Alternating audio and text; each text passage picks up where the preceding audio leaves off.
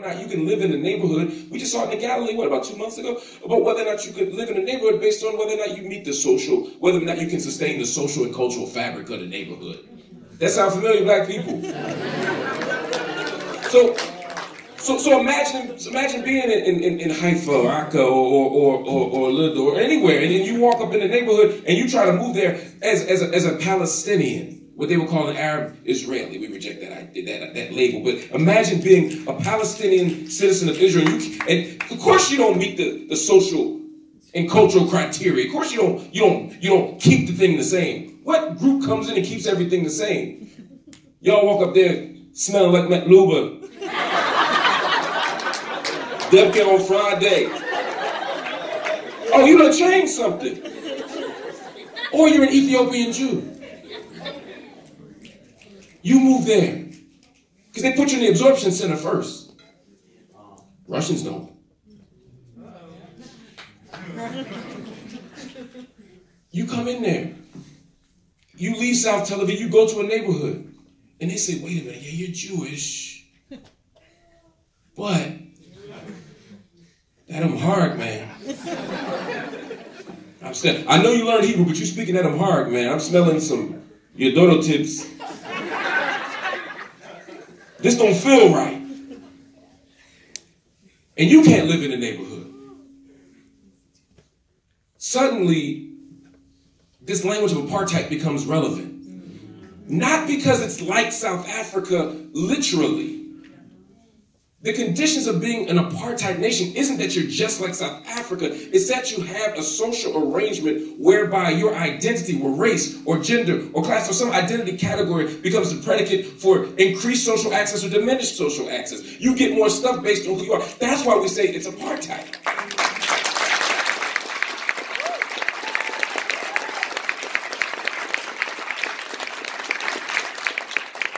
And in the speech, I was pretty clear, and I don't want to litigate the whole speech because that don't change nothing, but my point was, I talked very specifically about what it meant to reimagine our social arrangements such that Arab citizens or Palestinians in Israel have full citizenship rights.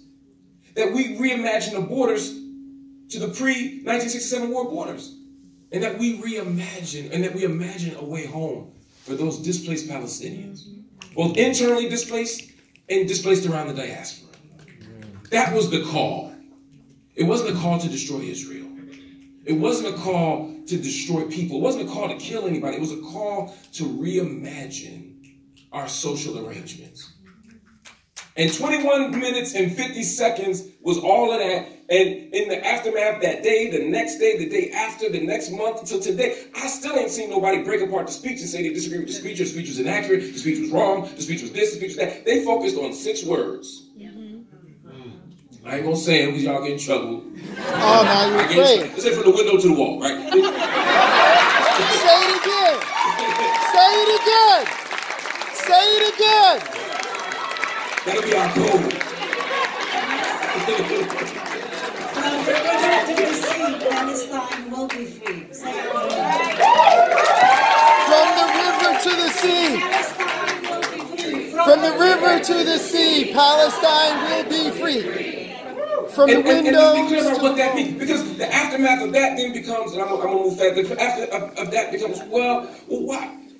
That's terrorist talk. Well, first of all, it's not. Hamas says that. If you spend any time in the region, you realize that this idea of liberating the land or engaging any kind of freedom project in the land from the river to the sea is not exclusive to Hamas, right? It's not exclusive to 2006. It's not exclusive to their formation a few decades ago. It's not exclusive to any particular group. In fact, the Likud party, their platform statement in 1974 was what? Free Israel from the river to the sea. Oh. The Labour Party has said river to the sea. Every political party has said from the river to the sea. So to exclusively take Hamas and make that the person you choose, it would be like if I scream black power, you scream black power, you scream black power, and they pick the most, and they say, well, the new Black Panther Party said black power, so therefore everybody who said black power must be a member of the new Black Panther Party. Do you see how that logic wouldn't hold? But it's a very specific demand. The call from the river to the sea for me was to say that we can't just focus on what happens inside of 48. We can't just focus on the 1.8 million Palestinians who live inside of Israel who got citizenship, because how many people were pushed out? How many people were expelled in 1948? How many people's villages were destroyed completely? Who can't go? You can't go back to Deir Yassin. Right? I mean, think about what that means. We have to think about freedom, justice, inequality, and self-determination for folk in the West Bank. Particularly at a moment where your president is nobody in this room, right? Somebody in this school, though. Where some has taken away funds for refugees. UNRWA, the funds, gone. USA, gone. This is the issue. And to say, what if you're still in Jordan? What if you're in Syria? What if you're here? What rights do you have? So we have to have a call from the river to the sea in the sense that every aspect of Palestine needs to be free. Of historic Palestine needs to be free. That's not a call to move Jewish people out. It's not a call to harm. Jewish people deserve self-determination, freedom, justice, equality, and safety too. Everybody deserves it. But as Cornel said, it can't be that one has a heightened value at the expense of someone else. Everybody's life is worth the same. But because we live in a world with such rampant inequality, to affirm the legitimacy and humanity of Palestinian people is somehow seen as an affront to other folk. And that can't be the logic that governs how we do politics or how we engage each other at the interpersonal level. We got to imagine something else.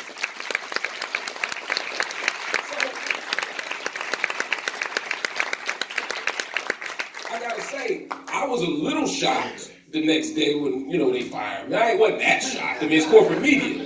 I've been playing with house money for about 10 years. I'm the wildest nigga on TV. So, on cable news, right? So I mean, it's a pretty low bar now, don't get me wrong. But I'm just saying, in terms of left wing, where's the left on cable news, right? So I didn't know this would be the day. I wrote a book of Mumia Abu Jamal. Important book. And Mumia called me like, yo, they got you, man. It's about time. I knew it was going to happen. I was like, I wish you would have told me. But that's the thing. You on borrowed time. So you can't obsess about these jobs. You can't obsess about these positions. You have to struggle for justice and freedom. And solidarity demands, justice demands, that we operate in solidarity with one another. And some black folk, this is the last thing I say, some black folk got mad at me. Particularly some of the hashtag ADOS folk. Y'all know these folk?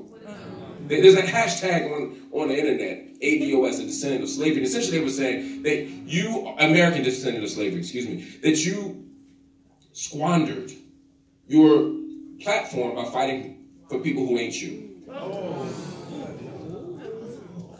And that's what I said. I was like, you use the UN platform to advocate for Palestinians, not black folk. Why would you do that? I said, well, first, it was the International Day of Solidarity with Palestinian people. It wasn't open mic night at the UN. It wasn't like, you know what I'm saying? Like, I was out there another hour. I had a whole list of shit I could have talked about.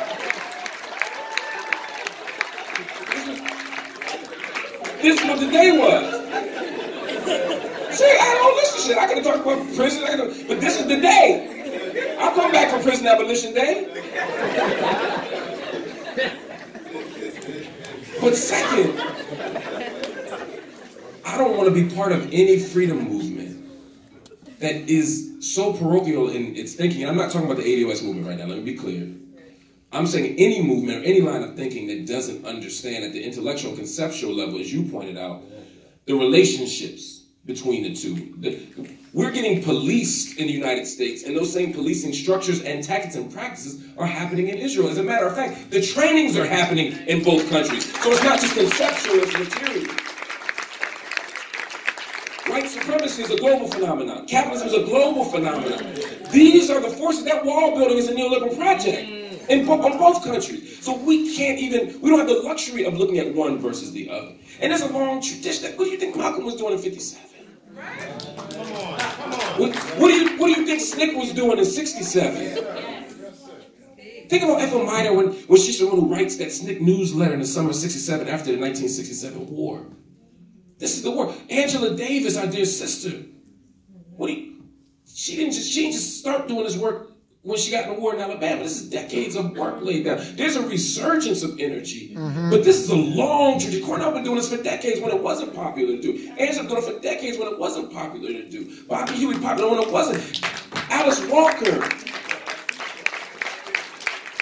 There's a long tradition of this. We don't have the luxury of ignoring each other's pain, of ignoring each other's social misery, because it overlaps and it intersects. And so I was encouraged when we were in the streets of Ferguson getting tear gassed, and we got those tweets from Ramallah, because we was getting tear gassed. Don't believe the news. We was getting tear. It wasn't smoke. Yes, it was. It was tear gas. Yes. And when Miriam Barghouti sends us those texts, and other folks send us those texts saying, "Here's how you wash your eyes out." We in the West Bank, we just had a Gaza protest, but here's how you wash your eyes out. Here's how you make a makeshift gas mask. Here's how you run toward it. Stand close to the Israeli soldier, because then they can't tear gas you. Those tweets, those texts were a sign of solidarity. It was a sign that we recognize the commonality of our oppressive forces, of our oppressor, and of our possibilities for relief and for justice. We have a way out, but the way out is each other. The way out is each other. So let's keep fighting. Let's keep building. Let's keep organizing. Because organized people defeat organized power every single time. Let us build.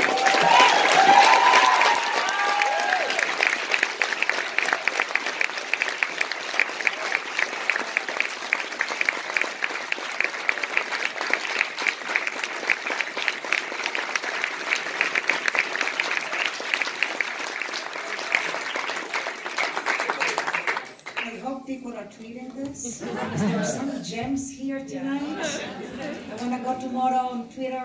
I need to remember my password. Thank you all so much. Before I open up to questions and answers, I just want to clarify one quick thing. The accusation of being anti-Jewish when naming Zionism, I experience it in the US whenever I talk about white supremacy and people say, "Oh, you hate white people."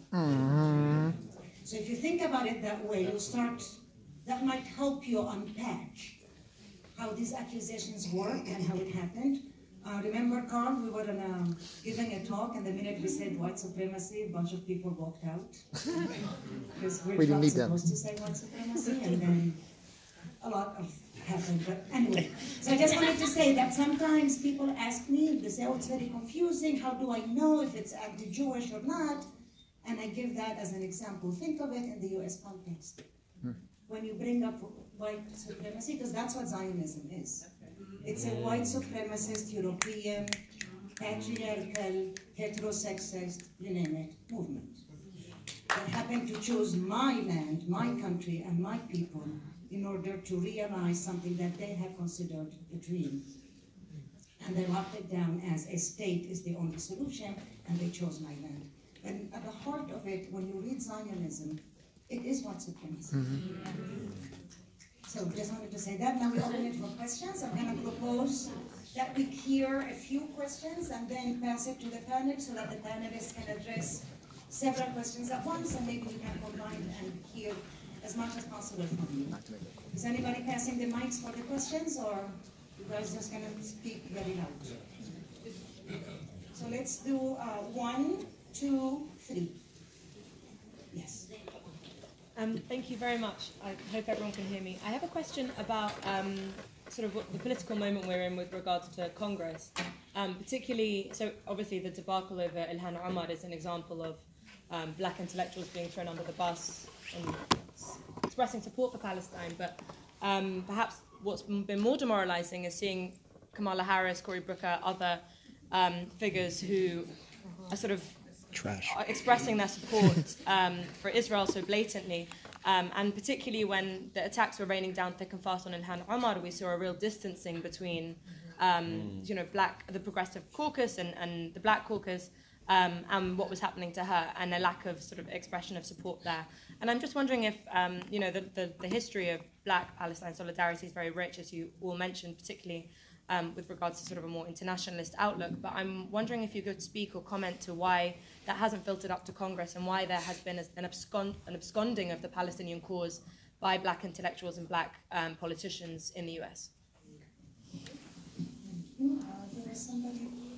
Yes.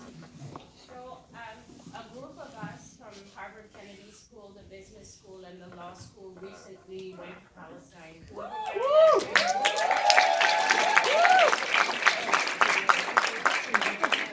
And I think it was an eye-opening moment for all of us. For me personally, it's the first time I've seen disenfranchisement without poverty. So it was something else.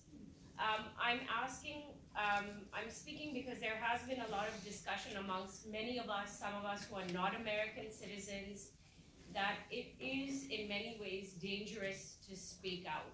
Oh, you won't get your work permit, you won't get a job. And for some of us, this is the reality. We aren't from here. I'm wondering if you could speak to that a little bit in terms of how we can fight the good fight without shooting ourselves in the foot.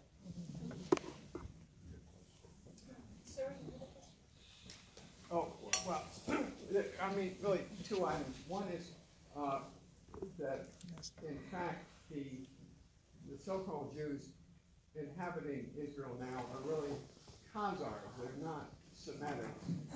I'm sorry, I have to, those so-called Jews, I'm sorry. This is supposed to be an open forum. Yes, and at the same time, as a Palestinian, I feel a particularly moral obligation to make sure that when we're talking about Palestine, it doesn't get mixed up with any attack on Jewish people. Yeah, right.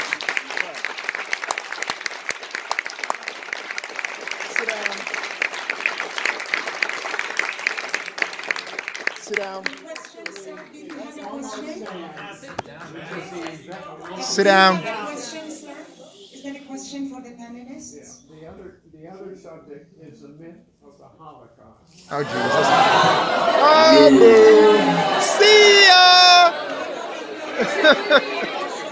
Next question. Let's get to a question. Any questions? Anybody else? Yes, sir. Nice.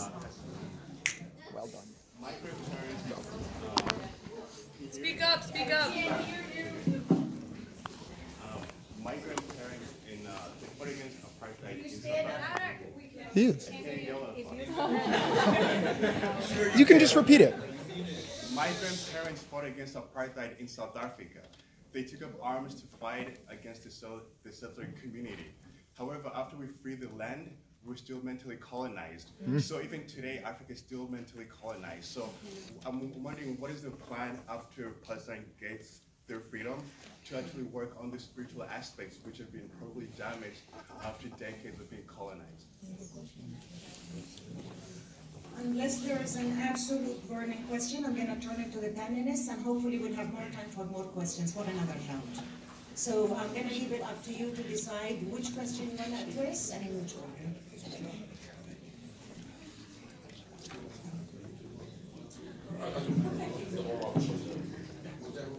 Yeah, I'll be fast. I think that the political class of people, I think it's important to remember that oftentimes those black leaders who emerge as presidential candidates do not emerge out of, how can I put this? It's a couple of things. One, they don't always represent the sentiments and feelings and ideologies of black folk, of everyday black folk. That's important to understand. These people are often chosen for us and presented to us. That's one key piece. The other piece is that oftentimes these folk are driven by their own naked political interests and aspiration more so than an investment in justice.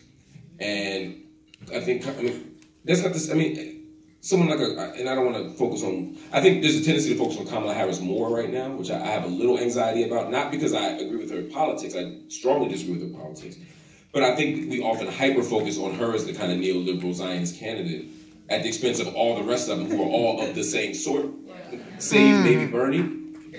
And And that's not an endorsement of Bernie, so don't write that down.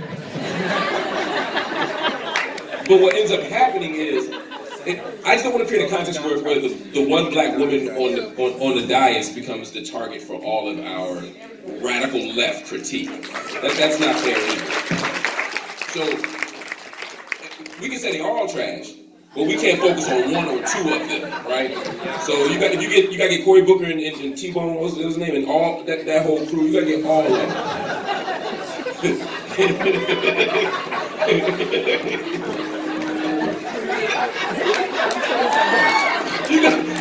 You know somebody from the street when they make up a name T-Bone. No. You know what? I know a black guy. His name's T-Bone. But I digress. All right, so it's no secret that they make very particular political choices which are safe. And up until now, the safe choice has been to say basically nothing, right? I support a two-state solution without any kind of analysis of what that means. To say that I stand with Israel, they're our strategic ally, et cetera, et cetera, et cetera. That has been like kissing a baby. And I think now there is a different moment where they have to answer different questions. They have to be accountable for what's happening on the ground. And there is a pushback that they are now going to have to respond to in the aftermath of Rashida Tlaib, in the aftermath of Ilhan Omar, in the aftermath of all of these conversations. And so the fact that no one went to AIPAC is a sign that the tide is turning a little bit. The fact that AIPAC still went to Kamala in her office in California says that we got a long way to go still. But that's the kind of tightrope that we're walking right now. But that's the reason. This political class doesn't represent the people. Mm-hmm. Cory Booker didn't go? He did go. Of course, Cory went. Cory and T-Bone went, but the rest of them didn't. Anybody else would like to address this same question, or do you want me to remind you of the other questions? There was another question about those of us who are not citizens in this country, how do we enter these movements for liberation and what we're having at risk? And the other question is about how are we going to liberate our minds, not only our land? How are we going to be spiritually and mentally free, not only have a land that is free? So, well, first I just wanted to salute each and every one of you in the room for being so wise in regard to our brother here. Because when you talk about Palestinian suffering, we're focusing on Palestinian suffering. You are absolutely right. You're not putting down anybody else's suffering. We're centering Palestinian suffering because they are a rich slice of humanity like anybody else. And so on libertarian grounds, he can say what he wants to say, no, brother. We're glad you sit and relax and everything else. But we just want to let you know, that this is about Palestinian suffering. And it's not about downplaying somebody else's suffering. We're trying to keep track of structures of domination. This is a profoundly radical humanistic orientation. We're here as human beings, but our precious Palestinians' humanity has been so often downplayed, overlooked, pushed to the periphery, pushed to the margins, and we're going to keep it central. Now, one of the reasons why most politicians, especially black politicians, are afraid, scared, intimidated, fearful, is because they know the history of Andrew Young when he was fired. They know what the attack on Jesse Jackson. They know Cynthia McKinney, was that her name? Yeah. Cynthia McKinney pushed out. That is to say that it is very difficult to tell the truth about Palestinian suffering and to be in solidarity with Palestinian forms of resistance, especially in an electoral-political system that is so colonized and dominated by big money. By huge, huge money.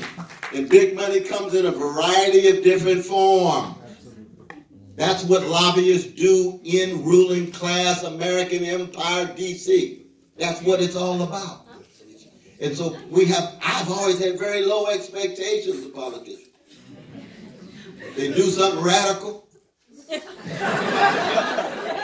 like revelation, like Lord. We got some courage, we got some vision here. But keep in mind, politicians, for the most part, are thermometers. Social movements are thermostats. Thermometers reflect the opinion. Social movements shape the climate of opinion. We're part of a social movement putting pressure and power to bear on status quos in Israel, status quos in America, and the status quo of the Palestinian infrastructure. Because Palestine has its own elites who have their own interests, who we have to bring moral, political, and spiritual pressure to bear to make sure they are highlighting the plight of ordinary Palestinians. Yeah.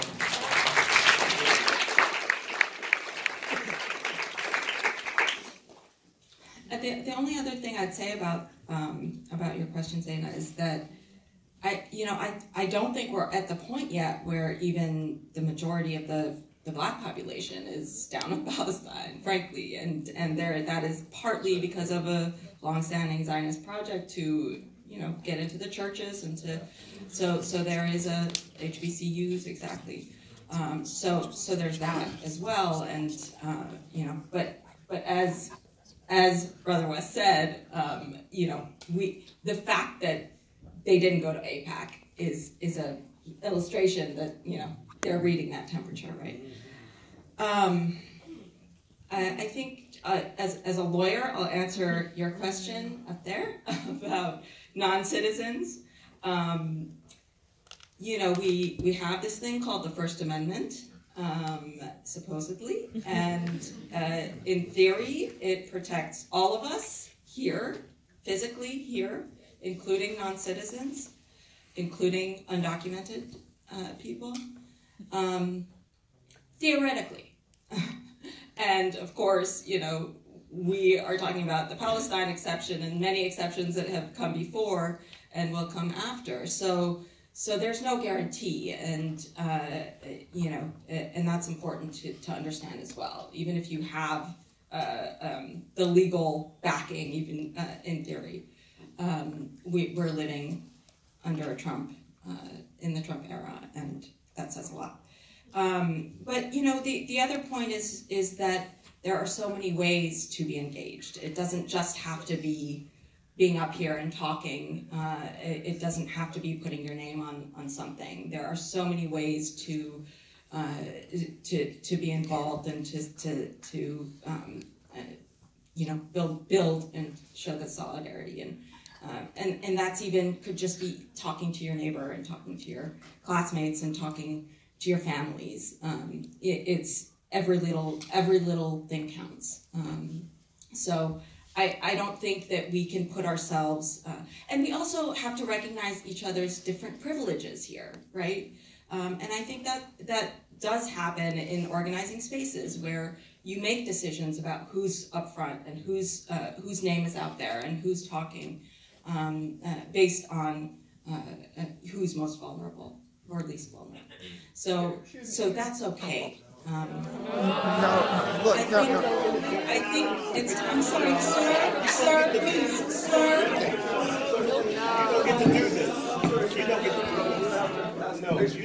So the other question, I'll just keep talking.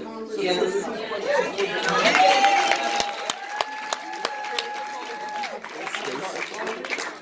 About our spiritual recovery. Yes. Yeah, we're going to indoctrinate you to not be a fucking racist. You don't get to do this. Sit down. You can have the message out, sir. All right, hold on 1 second.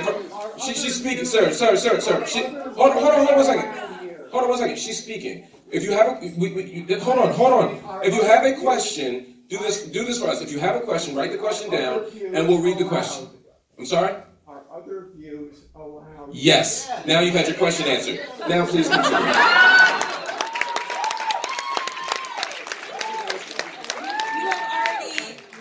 You have already spoken, and other people are. This is just like very white. Just very, very, very extra white. I'm sorry.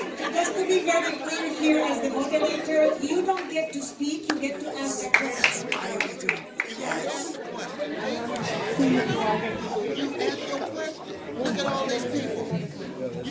It's a Q&A, man. You give a speech. I'm a white man. I demand my time. I must give a speech during Q&A. Losing the country. The comedy is going to kill it. Because if you can't talk to it. Please continue.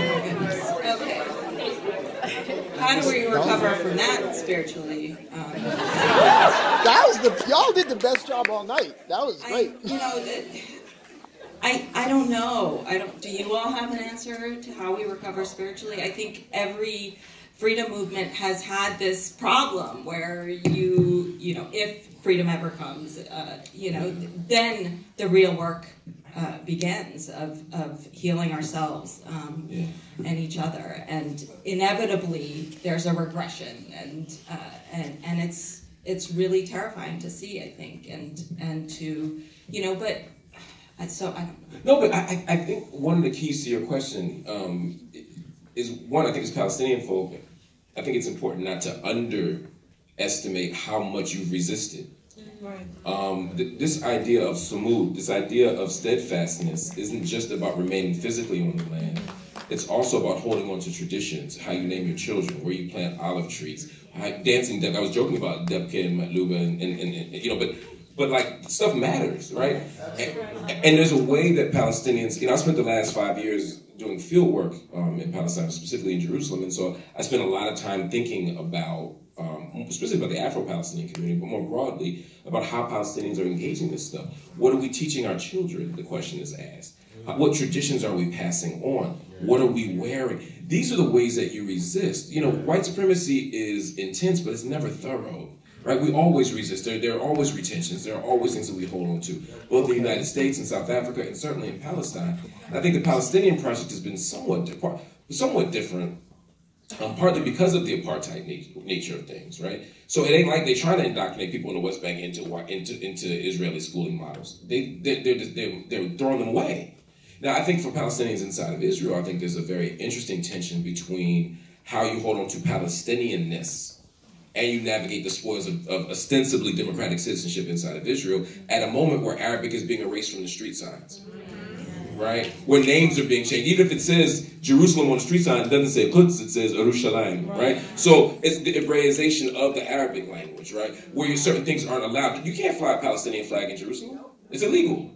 So there are ways that you're forced to almost secretly hold on to tradition. But one of the things that's amazed me and why I see such resonance between black folk and Palestinians is that despite everything that's happened to black folk, we've always held on to certain stuff.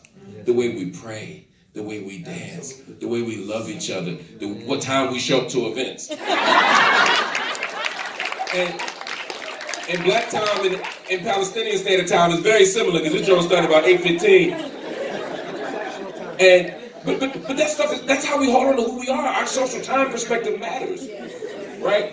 And so, to answer your question, imagine what the post-colonial looks like. It's not just the withdrawal of military, right? I was just reading a new book today about world making, right? Imagining what the post-colonial can look like in terms of what kind of world can we create.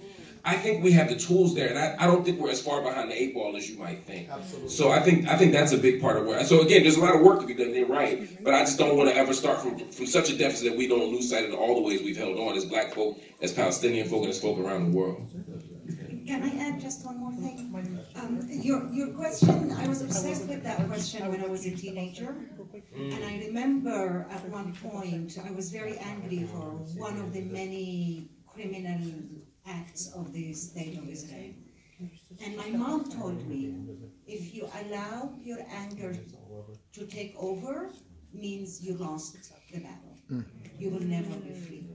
So for us, decolonizing our spirit, our mind, is part of how we get free. It's not something that happens after we free the land. The way we free the land is by working on ourselves internally. And some of this, for me, this is a good example in the US. Social movements in the US, particularly the Black Liberation Movement, has engaged in accountability conversations that are modeling for us what it means for us to heal each other in the process for liberation. Just keep that in mind. was another question about, I don't know if you wanted to address the risks that people might take, whether it's because of, okay. Yeah. So we have time for another round of questions. Nasser? Yeah. Yes. Lovely to see you. So my question is, we've been talking a lot about solidarity with Palestinians on the Palestinian cause. I'm just wondering if any or all of you can speak to the trajectory going the other way within the Palestinian community related to Black Lives, the movement for Black Lives, and sort of the transformation, at least that I've seen just in my sort of relatively young, career as an activist. So I'm just trying to think about even before that, what did it look like? What are things that maybe some of us might not know, and what needs to be the next steps going in both directions? As I said, it's one big struggle. Yes. Yes, you. Thank you. So building off this question of identity, I'm really compelled by I was also just in Palestine in January, and where we visited East Jerusalem and Bedouin villages and different parts of the region. And as someone who is of African and Palestinian descent, I've been really, really preoccupied with where are the places within the American diaspora, Afro-Palestinian folk, if at all, where are they, and what can we do to fortify education around our identity? I know for me, I felt the particular responsibility to bring back a little bit of what I'm learning and try learning the language, but I'm curious, I felt like this would be the place to ask, where does that population exist, if at all, and where are the intersections where we can begin to have those types of conversations in relation to building identity?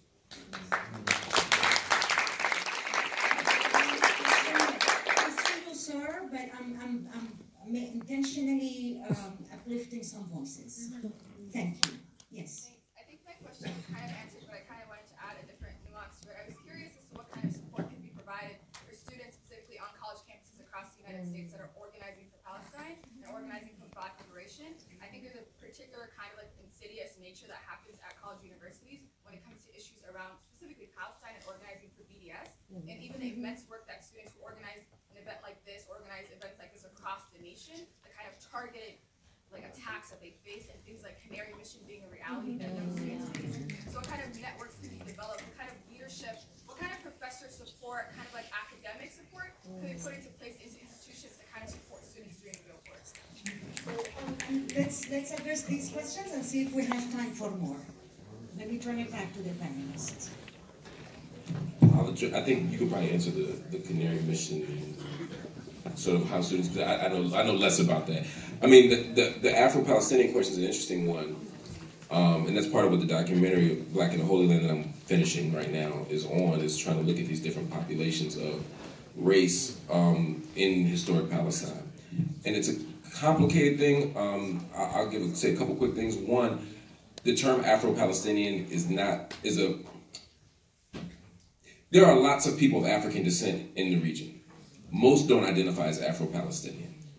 In East Jerusalem in particular, you probably met Ali Jadid and Mahmoud and all those folk, right? He calls himself the Denzel Washington of Palestine. Everybody brilliant brother. Was part of the resistance effort, was arrested in 1968, was released in 1985 as part of a prisoner swap. 1,100 Palestinians for 3 Israelis. Just to give you a sense of what a whole lot of stuff with that, right? But the Africans who live in